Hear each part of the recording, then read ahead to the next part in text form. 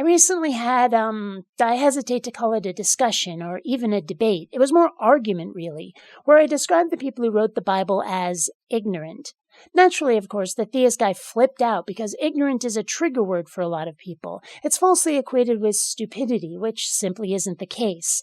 Ignorant is, quite literally and by definition, a word that means lacking information. It says nothing about someone's intelligence, but rather their repository of knowledge.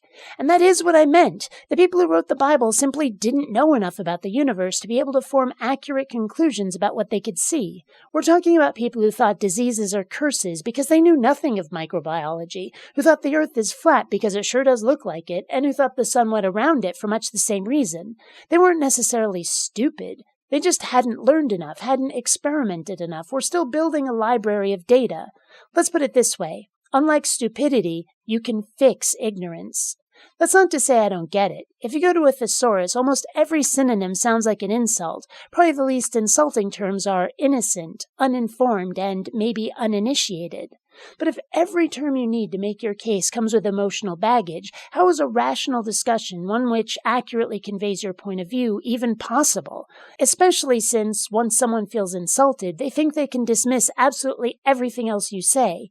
This has probably happened to you with genuine insults. How many of us have been in a debate with someone who is being super stubborn, for whom logic, reason, and evidence have no effect on them, and we get frustrated, call them an idiot or worse, and they use that as an excuse to take anything else you've said as invalid? How many times? And if you don't even mean to be insulting, but they feel slighted, it yields the same results. How many times? And it's not just with insulting words. Sometimes it's simply words that have been fundamentally changed meaning-wise. How many of us want to slap someone for using the word literally, for emphasis of a description, when they're actually being hyperbolic or figurative? How many of us? Words get misinterpreted and misused all the time, and it makes communication difficult, if not impossible.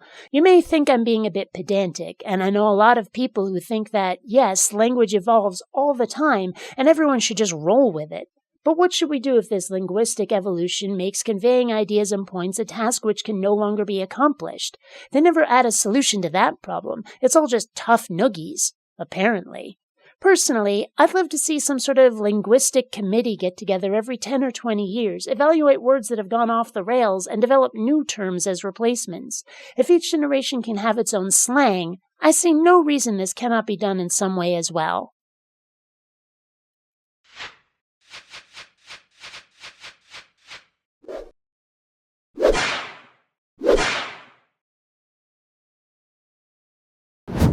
If you don't like what I'm saying, there's a good chance you're the reason I'm saying it.